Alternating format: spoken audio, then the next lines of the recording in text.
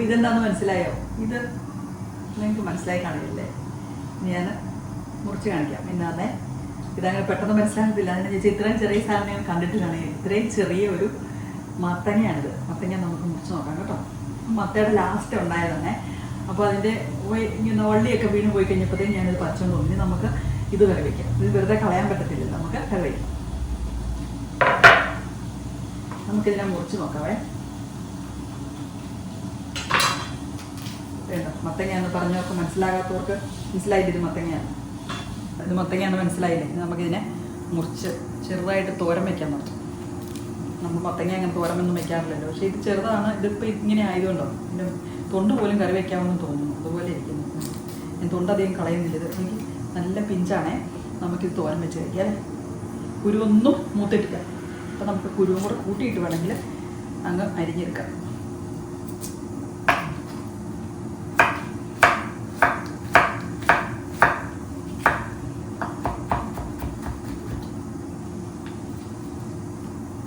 അപ്പം ഞാനിവിടെ മത്തം നന്നായിട്ട് ചെറുതായിട്ട് മുറിച്ചെടുത്തിട്ടുണ്ട്. അരപ്പും തയ്യാറാക്കിക്കൊണ്ട് വരാം. അപ്പം നമുക്ക് ഇതിനൊരു അരപ്പ് തയ്യാറാക്കാം. അരപ്പ് തയ്യാറാക്കാൻ വേണ്ടി ഞാൻ തേങ്ങ എടുത്തിട്ടുണ്ട്.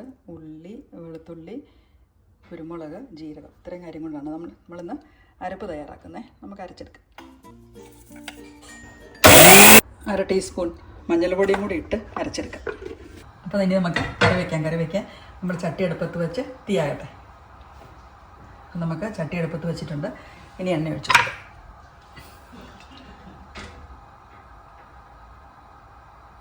അപ്പോൾ എണ്ണ മൂത്ത് കഴിയുമ്പോൾ നമുക്ക് ജീരകവും കടുകും കൂടെ ഇട്ട് കൊടുക്കാമേ. 1/2 ടീസ്പൂൺ ജീരകവും 1/2 ടീസ്പൂൺ കടുകും ഇട്ട് കൊടുത്തേക്കുന്നത്. കടുകും ജീരകവും പൊട്ടി കഴിയുമ്പോൾ നമുക്ക് നമ്മുടെ ഉള്ളി അരിഞ്ഞു വെച്ചിരിക്കുന്നു. ഞാനൊരു സവോളയുടെ 4 അരിഞ്ഞു വെച്ചിട്ടുണ്ട്. അതുപോലെ കറിവേപ്പിലയും ഉണക്കമുളകും കൂടി ഇട്ട് കൊടുക്കാം.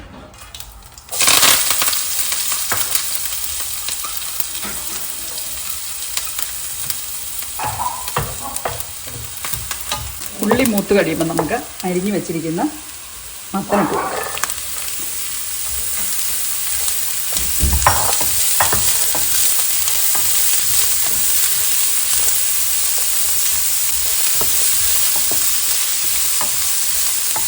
ഇത് പിഞ്ച് മത്തനായതുകൊണ്ട് വളരെ പെട്ടെന്ന് വേവും.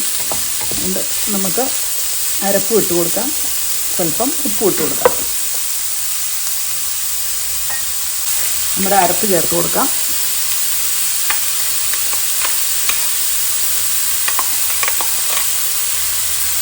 നമുക്ക് അരപ്പിൻ്റെ കൂടെ ആ വെള്ളവും കൂടെ ഒഴിച്ച് കൊടുക്കാം.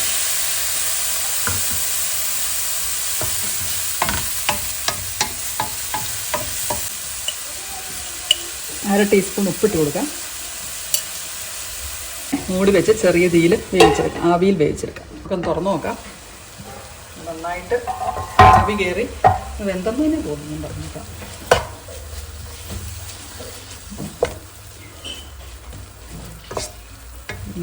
വളരെ ഒത്തിരി ചെറുതായിപ്പോയി അല്ലേ? നമ്മുടെ അരപ്പ് കൂടുതലാണെന്ന് തോന്നുന്നു. അതുപോലെ ഇതായി.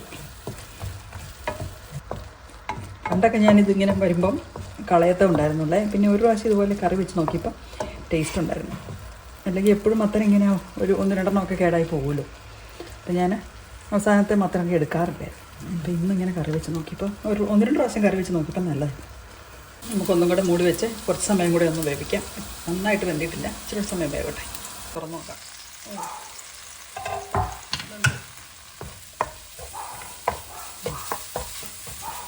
നമ്മുടെ കറി ഇവിടെ റെഡി ആയിട്ടുണ്ട്. കണ്ട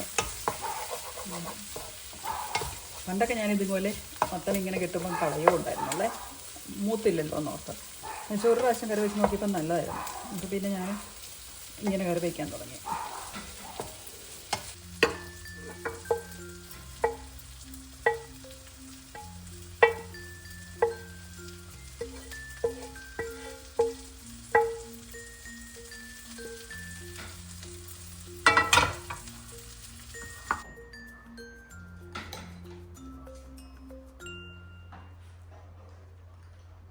അപ്പോൾ ഇത് മത്തൻ തോരൻ ഇവിടെ റെഡി ആയിട്ടുണ്ട്. എല്ലാം ഒരു കറി.